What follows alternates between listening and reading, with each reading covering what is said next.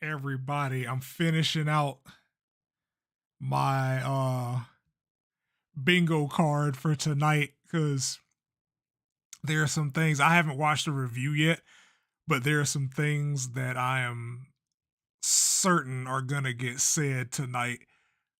So I'm just typing out some of those. Welcome everybody.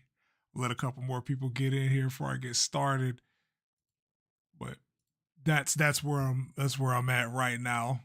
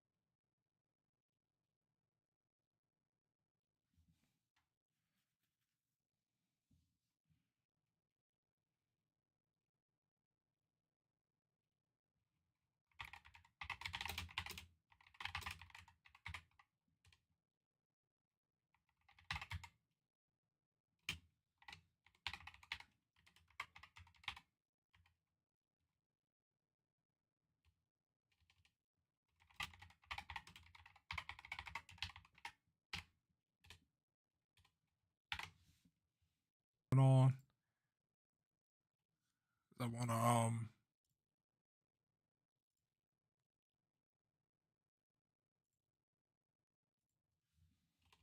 because I want y'all to see the bingo card. We can do that shit in real time. Yeah, sick. So I'm gonna move this to the top and move this window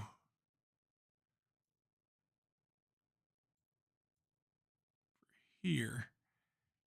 Make it incredibly small. Then I'm moving on my end so I can see it. All right, let me make the video full screen, see how that shit ends up looking. And we'll go ahead and get started, honestly. But yeah, so I have a couple of things in my notepad that are common things that happen in Sonic reviews. You will you might hear some of them where they might do them. Like you'll see the first two are mentions '06 or Boom, or there's a rough transition talking about the 3D games when this isn't a 3D game. Has nothing to do with the most recent 3D game outside of being in the canon universe. And it just there's a lot of things in here, and I will go out to them once we come across them if we do. And I want everybody in chat to keep track of our score at the end, and we'll tally it up, see what I got right, see what I got wrong. But I saw it got posted earlier today, and I wanted to see it because like there was some discussions on Twitter about it. I don't know what the final score is. All I know is that like it's an IGN review, so we watch those with great interest in the first place, mainly because what started with Sonic '08 or Sonic Unleashed, Sonic '08, Jesus. What started with Sonic Unleashed, where they were just like incredibly disingenuous in their review and rated it incredibly harsh for a game that didn't really have a lot of technical issues. It was just different. And you know the whole story. If you're a Sonic fan, you've been here coming off the release of Sonic '06. Everything was terrible. But without further ado, man, let's just get into this review. get started. I'm excited. Hold on, let me pull up my notepad so I can keep that going while the video is popping off. Most Sonic games put the pedal to the metal, but Sonic Superstars trades the traditional breakneck pace for new Chaos Emerald abilities. Already got one. So I put this here. We already have one. Where is it? Direct or indirect comparison to the pace of the boost games.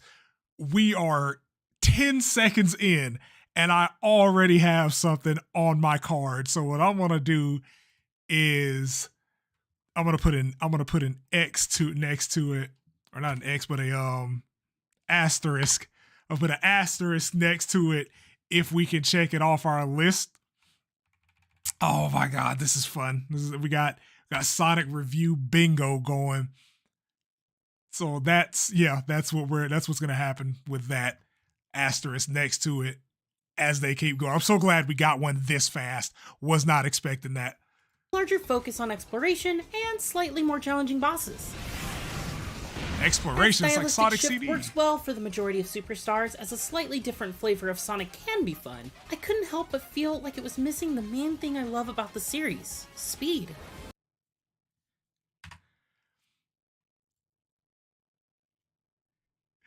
Prefers the boost formula.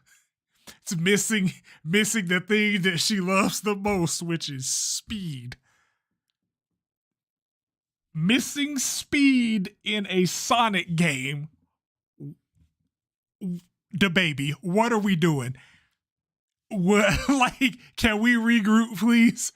Can we please regroup? I was not expecting like 2 of these before 30 seconds.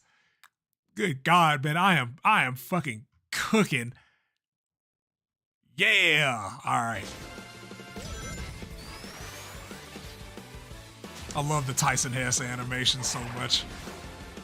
So fun. Sonic Superstars campaign is split into 3 stories across 11 zones all over the new North Star Islands, showcasing flashy levels that occasionally draw inspiration from other well-known stages in Sonic's history.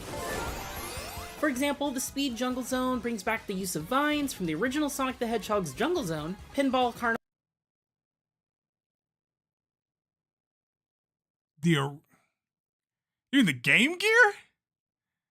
The Game Gear one?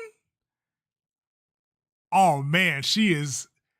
Boy, that's a deep pull. It's like she said Sonic 1's Jungle Zone. I'm like, Sonic 1 the Sonic 1 that everybody else knows doesn't have a Jungle Zone.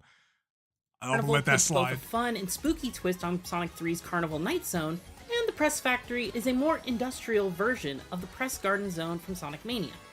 I don't think any of the new stages will crack the top of my list of all-time Sonic favorites, but there are a lot of great additions to the series here, and I enjoyed that each one has a cool quirk with it.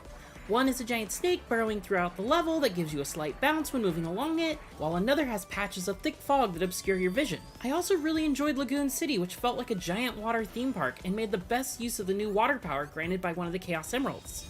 I just want to pause and say that I really like the aesthetic of this game.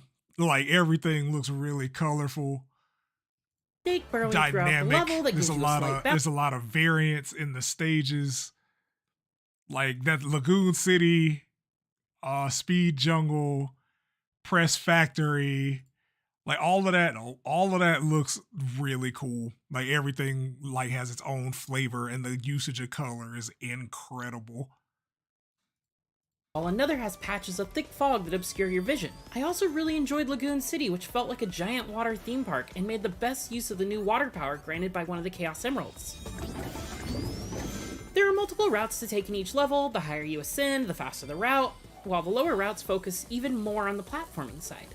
At first, it was fun to explore those lower routes using different playable characters and the various Chaos Emerald powers to explore their less streamlined paths for secrets, but after discovering my only reward for that exploration was either more rings or a currency used on cosmetics in the lackluster multiplayer battle mode, there wasn't much incentive to try and navigate the extra hazards and enemies.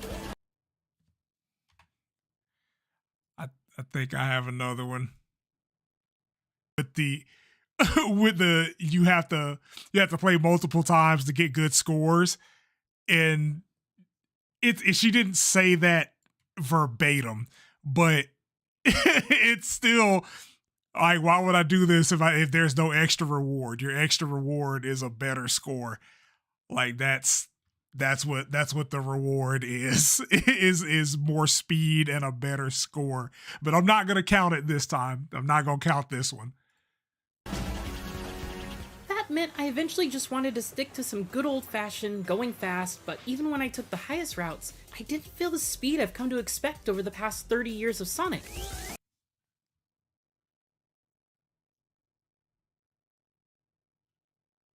We just got a three-piece. We just got a three-piece.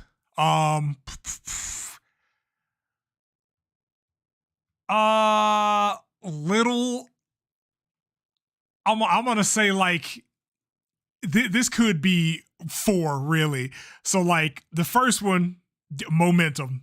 Obviously, it's like she mentioned the speed that she's come to expect from Sonic. So like that's we're gonna put that one in momentum, right? Little to no experience. I mean, I could say that one because everything that I've seen basically says this is like it's a classic game. They even took the mechanics from Mania and just added a new 2.5D art style on it. So like I could slip on that one, but the where was it? Did I star that one? Okay, cool.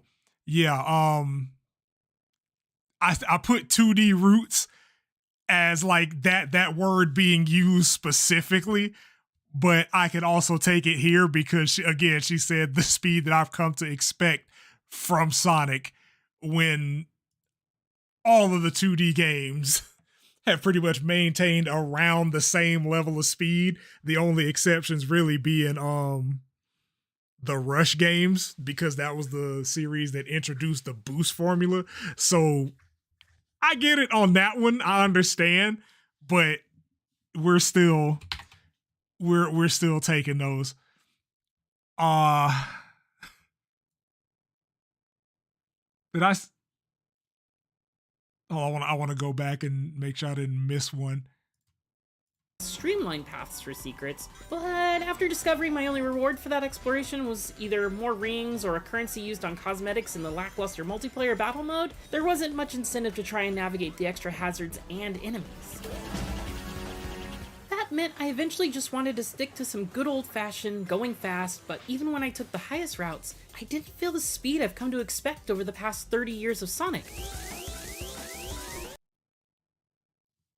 Okay. So I'm gonna I'm gonna devil's advocate this one because I'm gonna say hasn't played a Sonic game in years, because again, the speed is one of the few consistent things across the 2D titles, unless the game has boost in it.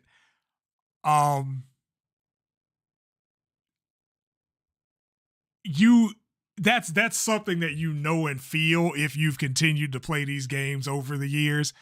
I yeah, yep.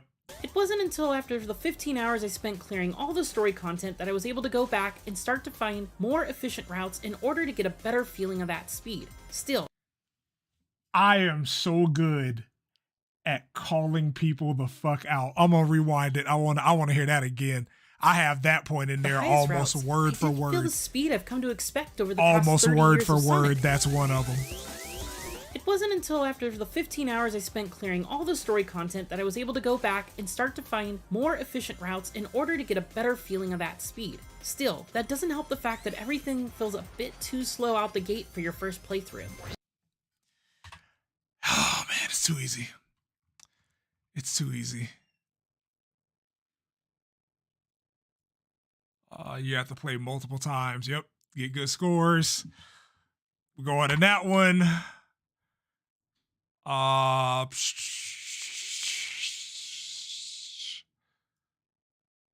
can't say that I can actually delete this one. I'm going to do you a favor, IGN. I'm going to delete that one because you mentioned Sonic 1 Game Gear. So kudos. You get points for that one. Yeah, word. Got that. Got it.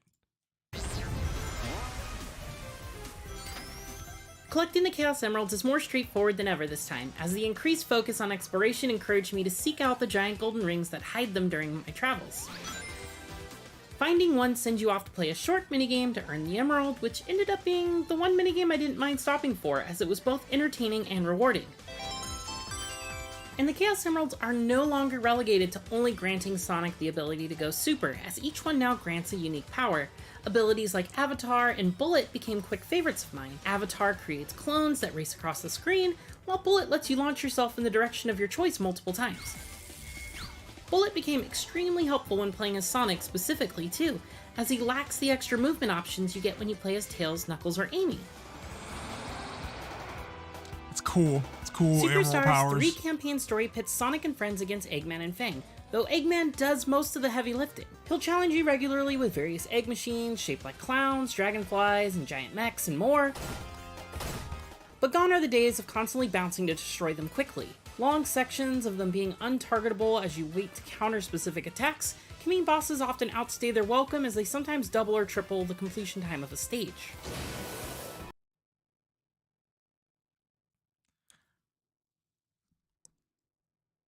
Like they normally do, these bosses have phases, right?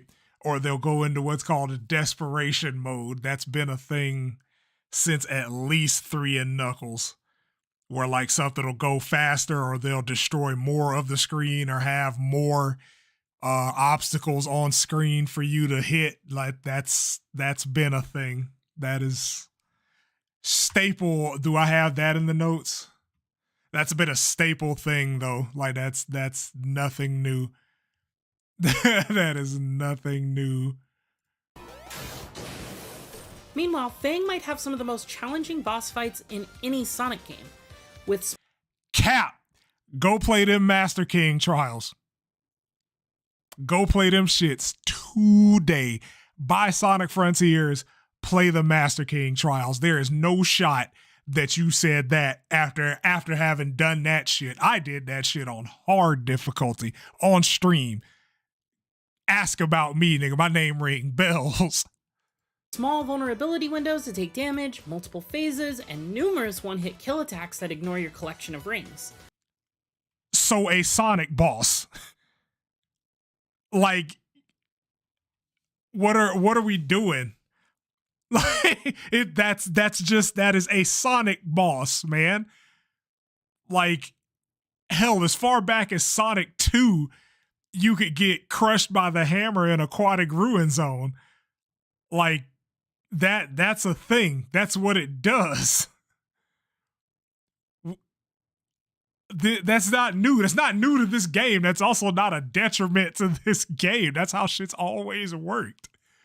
This started as a welcome difficulty spike, but became flat out frustrating after fights started to drag on and...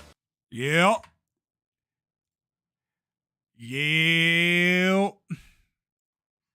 I'm gonna double star that shit, because I put that shit in there for that exact reason, because I hear so many complaints about like personal difficulty means something's wrong with the game. That's not how that works. That's not how that works. Start out with 2 complains about the game not being explained. Like, you know how this works, and if you don't, the game is games are pretty good about telling you when something is extremely dangerous, because it has a very long startup time, or there won't be anything else on the screen and you and your enemy are just having a staring contest. That's, yeah. On. Thankfully, you'll still be able to enjoy Superstar's phenomenal soundtrack as you fight them, with music that matches the theme of each stage perfectly. I agree. Couldn't find one that didn't have me tapping my toes to their percussive and electronic beats. Nearly every track, bangers with on this a soundtrack. Special shout out to Lagoon City Act 2 had me replaying their stages just to idle and listen to their music. Unfortunately, the sound design isn't up to the same standard. I don't know who thought listening to this for minutes on end was a good idea. I ended up muting my TV at times to keep myself from getting a splitting headache. That's probably like one stage, gang. Superstars also includes 4-player drop-in, drop-out local co-op, but as great as this sounds, it could be better in its execution. The experience is clever at its best and frustrating at its worst, as the camera doesn't seem to have any rhyme or reason for who it decides to follow. Camera issues, we back, baby. That's consistency, nigga. This is consistency. It's always been camera issues. Hello. It's my dog. Sometimes it would track me as Sonic as I sped past my co-op partner playing Knuckles, while other times it would allow me. It follows the lead player. That's how it's been since 1992. It follows the character the furthest out front. To run off the screen while he climbed a wall. This type of thing was a constant occurrence. It's also a shame that Superstars doesn't keep up. Feature any accessibility settings, and many actions require repetitive button presses. This would man, I'm good. I told y'all, I am just good. I'm just that fucking good, dog. I am that damn good. It'd be fine if it weren't a common occurrence. But anyone who wants to make full use of flying as Tails needs to constantly press the jump button to ascend in height. 1992. That is always how that has worked in 2D Sonic. You mentioned a stage from the Game Gear Sonic 1, so I know you've at least played up to Sonic 2. In 2D games, to increase Tails' height, you always had to mash X. In the 3D games, when you wanted to fly, you're automatically at your max height, or you just keep going to your max height every time you push the button, if Tails is playable outside of the mech. But that's literally how that's worked since his introduction. I don't know why you would think that that's a point of contention now. The worst offender, though, is one of the later bosses that can capture you in an electric web, and if you fail to break free via button mashing, it hits you with a one-hit KO move. Don't get hit by that attack. Do we want difficulty in our games or not? If you get caught in the web and you don't mash out, there is a consequence for your failure to mash out. This is not new. It's the same thing that happens in Sonic 3 and Knuckles, the Hydro City zone boss, where you get caught in a little fucking tornado. If you don't jump out of it in time, you will get hit by the propeller blades. It's no fucking different. I'm gonna, you know what? Where is it? I'm gonna take another one. I'm gonna take another star for this one. And then I'm gonna take a star for this one, because that's like, oh my god, you got caught in this attack, which usually gives you around 3 seconds to mash out. And if you don't mash out, you die. Yeah.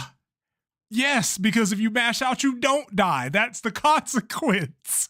It's an ebb and flow of a boss battle, man. Like that's how that works.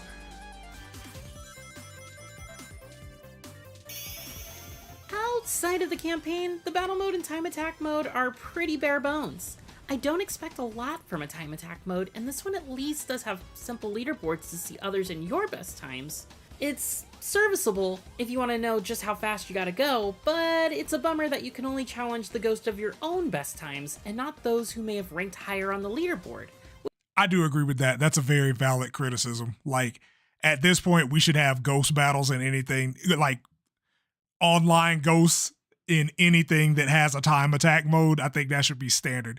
If it's in fucking Mario Kart, you would think that most of these other platformers or hack and slashes would have that shit in it too, but I don't know. You get good one on that one. Which would be immensely helpful in learning the best routes to improve my own times. As for the 8-player battle mode, everyone but the most die-hard Sonic fans will probably abandon it as soon as they finish their first match. You and up to 7 others create a robot based on a variety of animals and Sonic characters to compete in 3 random minigames across various maps, which are equally simple and only mildly entertaining at best. I only saw 4 minigame options in the 10 or so matches played: a standard race to the finish, a survival game that challenges you to stay on crumbling platforms, a game called Star Snatcher where you must collect more stars than your opponents, and finally Zap Scrap, which has you blasting opponents with sparks of electricity for points. The higher you place after 3 rounds, the more giant Sonic coins you'll be. I mean, it could be fun. I don't think anybody was expecting like Mario Party caliber games in a secondary mode on a Sonic game. Like I don't think anybody was expecting that. I hope not. Be rewarded with, which you can spin in the shop to customize your avatar. You can also earn these coins during the campaign, as anytime you pass a checkpoint with more than 50 rings, it opens a portal that takes you into the classic Sonic minigame, where you must maneuver around the inside of a rotating set of blocks to reach the goal. These were fun initially, but as they began to repeat themselves, I started avoiding them sometimes during the first campaign, and then almost every time in the second, because they just slowed the pacing of the stage down even further. Wait, with the bonus modes? Pass a checkpoint with more than 50 rings, it opens a portal that takes you into the classic Sonic minigame, where you must maneuver around the inside of a rotating set of blocks to reach the goal. These were fun initially, but as they began to repeat themselves, I started avoiding them sometimes during the first campaign, and then almost every time in the second, because they. Yeah, you don't have to do these, like, unless you're trying to grind for like a material, or if they include currency in here, you don't have to do those, fam. They just slowed the pacing of the stage down even further.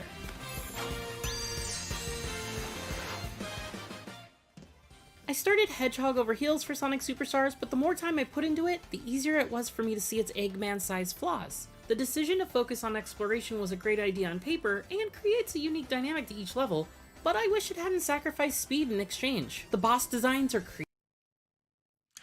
So this is the Sonic CD conundrum all over again, because there is a degree of exploration, optional exploration, because the Emerald powers let you go to other routes that are exclusive to the powers themselves, and you know, sometimes there'll be like hidden in-game currency or like special pickups like out of the way. They've confirmed this, that's not a spoiler, but like for pure Sonic platforming, I have no reason to believe that like the level design or the core focus of the game is anything like it was with CD. That's just me. That's just an observation. This reviewer feels that way. She's entitled to feel that way, but I haven't seen anything that makes me think, damn, this is like Sonic CD. You know what I'm saying?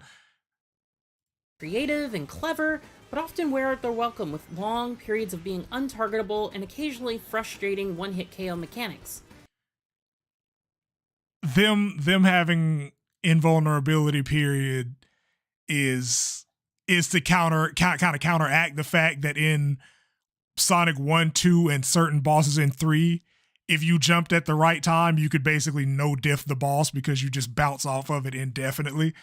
It was especially bad in Sonic 2 because you could defeat those bosses in their first cycle or be in a position to hit them as soon as they appear on screen. So that's why they started with 3, they started designing bosses that had a little bit more built into them.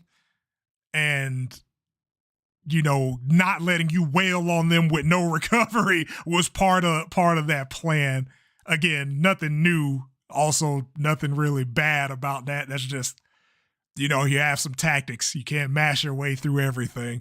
The soundtrack features some excellent additions to an already long list of Sonic bangers, if only the sound design was up to the same quality standard. And while the campaign is still enjoyable, Superstars has the most options out of everything in past Sonic games that isn't like Sonic Battle, because in the majority of Sonic games that have a multiplayer mode, it's just a race. That's all it is. You have secret rings with its party mode, you have this one with its battle mode that has like 3 different mini games and a standard race. But like for the most part in a Sonic game, if it has a versus mode, it's just get to the end before your enemy does. I don't know what you mean by that last statement. Did I mishear it? But Sonic bangers. If that's, yeah, like in vast majority of Sonic games that have a versus mode, it's just a race. only the sound design was up to the same quality standard. And while the campaign is still enjoyable, Superstar's multiplayer components are far worse options than anything in the past Sonic games. Like digging emeralds out of the rough, Sonic Superstars' new ideas end up feeling like a mix of both interesting and ill-advised, making it an amusing Sonic game, but not exactly a super one. Yep. There it is. Minimal or minor issues like not liking the soundtrack is subjective. No real glitches, no real technical faults. Just the reviewer particularly didn't care for the soundtrack and the multiplayer mode. 7 out of 10. I also called it because this is the thing. This is what IGN rates games when they don't really know what to give them based on the community response to what they would give them. Like anytime IGN is like, yeah, man, I like this game. It doesn't have any real technical faults. 7. Like it's been a thing for Sonic games and some other like platformers and RPGs as well. Like it's like, yeah, if we rate it like an 8 or a 9, there's gonna be community outrage and that's gonna spark a war. But 7, because 7's not a bad rating. It's not. It says good, but I'm noticing a trend. Like if we get another one like this, then I'll know for sure. But yeah, 7 out of 10. I knew. I knew in my spirit.